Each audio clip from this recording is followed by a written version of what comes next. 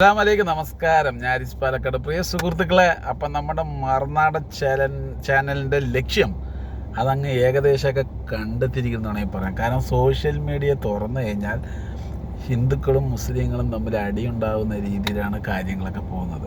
അതിന് ഇരട്ട് കൊടുക്കുന്നത് മറുനാടൻ ചാനൽ, കർമ്മ ചാനൽ, അതേപോലെ തന്നെ നമ്മുടെ ഈ ജനൻ ടി വിയും. ഇപ്പോൾ ഇവർ മൂന്നാളും ഒരേ രീതിയിലാണ് വർക്ക് ചെയ്യുന്നത്. 2014 ശേഷമാണ് ഈ മറുനാടൻ ചാനലൊക്കെ എനിക്ക് തോന്നുന്നത് ഇതിൻ്റെ അകത്ത് വരുന്നത്. ഇവർക്കൊക്കെ വലിയ രീതിയിൽ ഫണ്ടുകൾ വരുന്നുണ്ട്. അല്ലെങ്കിൽ ആലോചിച്ചൊക്കെ ഒരു തുക്കട ചാനലും വെച്ചിട്ട് ഇവർ എന്തെല്ലാമാണ് കാണിക്കുന്നത്, എത്ര ആൾക്കാരാണ് വന്നിട്ട് ഇതിൽ വാർത്ത അരമണിക്കൂർ കൂടുമ്പോൾ വായിക്കുന്നത്. അപ്പോൾ ആലോചിക്കും ഇവർക്കൊക്കെ ഫണ്ട് എവിടെ നിന്നാണ് വരുന്നത്.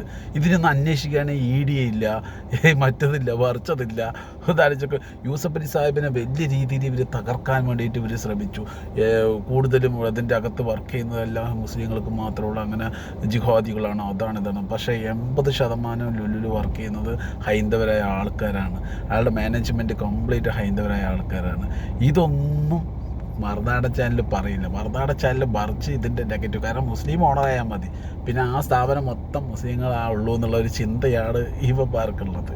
അപ്പോൾ ലക്ഷ്യം ഏകദേശമൊക്കെ കണ്ടെത്തിയിട്ടുണ്ടെന്ന് വേണമെങ്കിൽ പറയാം. വന്ന ലക്ഷ്യം എന്താ വെച്ച് കഴിഞ്ഞാൽ, മറുനാടൻ ചാനലിനെ പോലുള്ള ആളുകളുടെ ലക്ഷ്യം എന്താ വെച്ച് കഴിഞ്ഞാൽ, ഹിന്ദു മുസ്ലിങ്ങളും തമ്മിൽ അടി ഉണ്ടാക്കിയിട്ട് ഹിന്ദുക്കളെ വേറൊരു തട്ടിലാക്കുക, മുസ്ലിങ്ങളെ വേറൊരു തട്ടിലാക്കുക, എന്നിട്ട് ഒരു പാർട്ടിയെ വളർത്തിക്കൊണ്ടുവരിക. അതിൻ്റെ ഏകദേശമൊക്കെ ഒരു എന്താ പറയുക, ഒരു 80% വിജയിച്ച് കഴിഞ്ഞു. ഇപ്പോൾ നമ്മുടെ യൂസഫ് അലി സാഹിബിൻ്റെ നടക്കുന്നില്ല നാടകം എന്ന് പറഞ്ഞപ്പോൾ എന്ത് ചെയ്തു, ഇപ്പം മെല്ലെ മമ്മൂട്ടീൻ്റെ ഇതിലേക്ക് ചാടിയിട്ടുണ്ട്. മറ്റേത് അങ്ങേരുടെ പച്ചർച്ചയായിരുന്നു തിന്നുകൊണ്ടിരുന്നത്. ഇപ്പം മമ്മൂട്ടീൻ്റെ ഇതിലേക്ക് ചാടിയിരിക്കണം. അതിന് വേണ്ടിയിട്ട് ഏതോ ഒരു സിനിമേൻ്റെ വിഷയം എടുത്തിട്ട് വന്നത്, കുറേ കാലമായി ഇറങ്ങിയിട്ട് ആ സിനിമ, ആ വിഷയം എടുത്തുകൊണ്ട് വന്നിട്ട് അതിൻ്റെ ഒരു ഡയറക്ടറിൻ്റെ ഭർത്താവിനെ കൊണ്ടുവന്നിട്ട്, അതായത് അയാൾ ഏതെങ്കിലും വേദിയിൽ നിന്ന് ഇത് പറഞ്ഞാൽ പോലും നമുക്കൊരു സത്യസന്ധത ഉണ്ടെന്ന് വിചാരിക്കാം. പക്ഷേ ഇത് പ്ലാനായിട്ട് കൊണ്ടുവന്നിട്ട് മമ്മൂട്ടിയെ പോലെ ഒരു വ്യക്തി ഇതുപോലെ ഹിന്ദുത്വനെ അപമാനിക്കാനാണ് അയാൾ മനഃപൂർവ്വം പറഞ്ഞിട്ട് എങ്ങിട്ട് ഇയാളെ കൊണ്ട് പറയിപ്പിക്കുക. അപ്പോൾ പറഞ്ഞത് മുസ്ലിം ആയി എന്നുള്ളത് മനസ്സിലായ പ്ലാൻ എന്താണെന്ന് അറിയോ?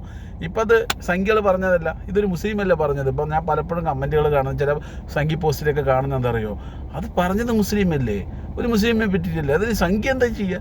സംഖ്യ പറഞ്ഞ സ്ഥലം ഏതാണെന്നുള്ളത് മനസ്സിലാക്കണം. മറുനാടൻ ചാനലിൽ വന്നിരുന്ന് പറഞ്ഞിരിക്കുന്നത്. അപ്പം വളരെ കൃത്യമായിട്ട് കാര്യങ്ങളൊക്കെ നടത്തിയിട്ടാണ് ഇത് സംഭവം പറയിപ്പിച്ചിരിക്കുന്നത്.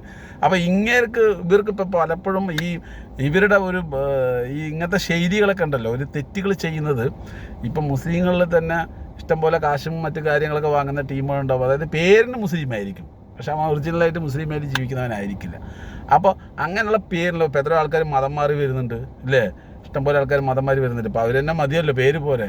അപ്പോൾ അങ്ങനെയുള്ള പേരിൽ ഒരുത്തനെ കൊണ്ടുവന്നിട്ട് ഇവരെന്ത് ചെയ്യും, എന്തെങ്കിലുമൊക്കെ വൃത്തികേട് അങ്ങ് ചെയ്യിപ്പിച്ച് കഴിഞ്ഞാൽ വൃത്തികേട് ചെയ്യുന്നത് പിന്നെ മൊത്തം മുസ്ലിങ്ങൾ അങ്ങനെ ആയല്ലോ, മനസ്സിലായ. മറ്റേത് ഇവിടെ ഒന്ന് പൊട്ടിയിരുന്നു കേരളത്തിൽ, അതിനെക്കുറിച്ചൊരു വർത്താനമല്ല. 6-7 ആളെ വരെ മരിച്ച്, 8 ആളെ വരെ മരിച്ച്, ഒരു ചാനൽ മിണ്ടുന്നില്ല. എന്തായാലും സമയം അത് പ്രതി വേറെ വകുപ്പ് ആണെങ്കിലുണ്ടല്ലോ, അതൊന്നും അല്ല, വേറെ ആളാണെങ്കിൽ പ്രതി. അപ്പം എന്താണെന്നുള്ളത് ഞാൻ പറയേണ്ട ആവശ്യമില്ലല്ലോ, ഇതാണ് അവസ്ഥ. എന്തായിക്കോട്ടെ, എന്തായാലും മറുനാടൻ്റെ ലക്ഷ്യവും അതുപോലെ തന്നെ നമ്മുടെ കർമ്മ ചാനലിൻ്റെ ലക്ഷ്യവും നമ്മുടെ ജനൻ ടി വിൻ്റെ ലക്ഷ്യമെല്ലാം വിജയിച്ചിരിക്കുന്നു. കാരണം ജനൻ ടി വിയൊക്കെ എങ്ങനെയാണെന്നറിയോ, നമ്മുടെ ന്യൂഡൽഹിയിൽ മമ്മൂട്ടീനെ പോലെയാണ്, വാർത്തകൾ സൃഷ്ടിക്കുകയാണ്. കാരണം അതൊരിക്കും ഒരു ജവാൻ്റെ മുതുകിലേക്ക് എന്താ എഴുതി വെച്ചിട്ട് അറിയാമല്ലോ, എന്നിട്ട് വാർത്തകൾ വായിപ്പിച്ചു. അതൊക്കെ അതിനെക്കുറിച്ചൊരു മിണ്ടാട്ടല്ല. ഇപ്പോൾ ഈ ചാനലിലൊക്കെ വന്ന് 1 മില്യണിൽ കൂടുതൽ ആൾക്കാർ ഫോളോ ചെയ്യുന്നുണ്ട്. കാരണം ഇവന്മാർ ഈ മൊത്തം വർഗീയത ഇളക്കി വിടുന്നത് കൊണ്ട് അതിൽ ആൾക്കാർ എന്താണ് നടക്കുന്നതുകൊണ്ട് ആകർഷകമായിട്ട് പോയി നിൽക്കുകയാണ്. അതിൽ കുറേ നല്ലവരായ ഹിന്ദുക്കളൊക്കെ പോയി നിൽക്കുന്നുണ്ട്. അപ്പോൾ അവരിലേക്ക് ഇട്ട് കൊടുക്കുന്ന ഇതാണ്. ആദ്യം ഇവരെന്ത് ചെയ്യുന്നറിയോ, ഈ ദൈവങ്ങളുടെ വിഷയങ്ങളും മറ്റ് ആചാരങ്ങളും അമ്പലത്തിലെ കാര്യങ്ങളൊക്കെ കൊണ്ടുവരുമ്പോൾ ഈ ഹൈന്ദവരായ നല്ല ആൾക്കാർ എന്ത് ചെയ്യും, ഓട്ടോമാറ്റിക്കായിട്ട് അതിലേക്ക് ഇവർ ആകർഷണമായി പോകും. പിന്നീട് ഇവർ ഇട്ട് കൊടുക്കുന്നത് ഇങ്ങനത്തെ വിഷയങ്ങളാണ്. നിങ്ങൾ അവിടെ അടിച്ചമർത്തും, നിങ്ങൾ ഇവിടെ അടിച്ചമർത്തും, നിങ്ങൾ അത് ചെയ്യുന്നു ഇത് ചെയ്യുന്നു എന്ന് പറയുമ്പോൾ ഇവരുടെ മനസ്സിൽ ഓട്ടോമാറ്റിക്കായിട്ട് ഈ ദേഷ്യങ്ങൾ ഓട്ടോമാറ്റിക്കായിട്ട് മുസ്ലിങ്ങളോട് വരികയാണ്. അതിന് വേണ്ടിയിട്ട് ഇവർ വലിയ രീതിയിൽ ബാക്ക്ഗ്രൗണ്ട് വർക്ക് ചെയ്യുന്നത്.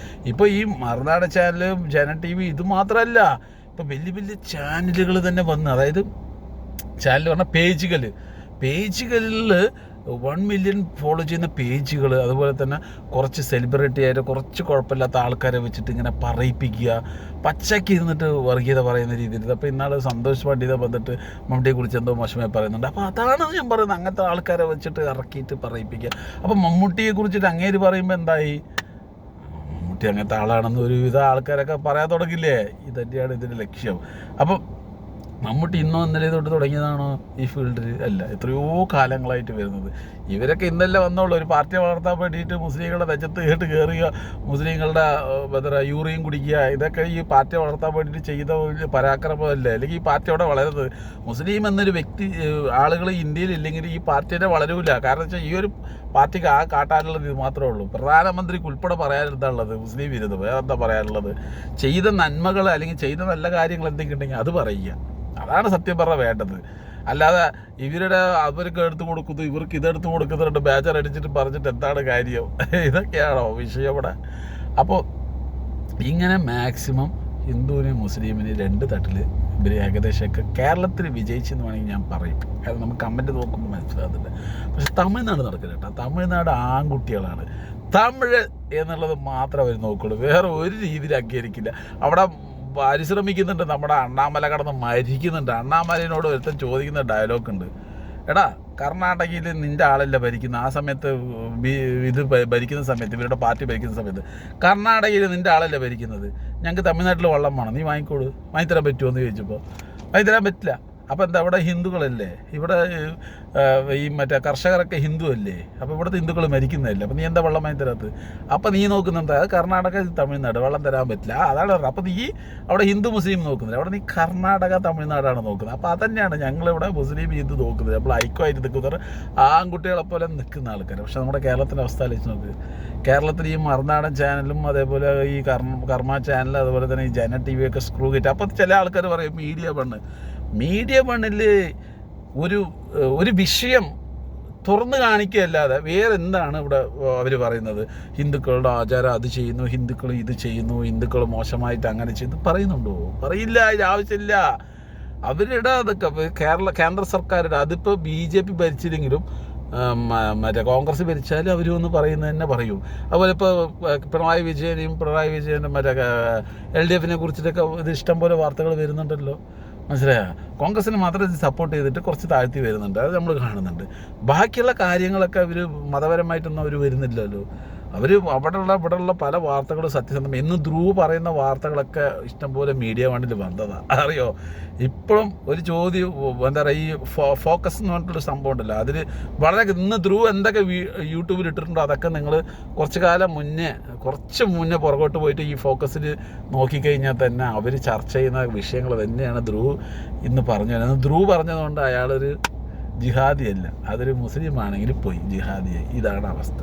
അപ്പോൾ എന്തായാലും പ്രിയ സുഹൃത്തുക്കളെ, ഏകദേശമൊക്കെ വിജയിച്ചിട്ടുണ്ട് മറുനാടൻ ചാനലിലെ സാജിദ് സക്കറിയുടെ ലക്ഷ്യം എന്താണെന്ന് വെച്ച് കഴിഞ്ഞാൽ ഈ ഹിന്ദുക്കളെ വേറെയാക്കി തട്ടി നിർത്തുക, മുസ്ലിങ്ങളെ വേറെയാക്കുക. അത് ഏകദേശമൊക്കെ വിജയിച്ചിട്ടുണ്ട്. നല്ല വർക്ക് ചെയ്തിട്ടുണ്ട്, ബാക്ക്ഗ്രൗണ്ട് വർക്ക്.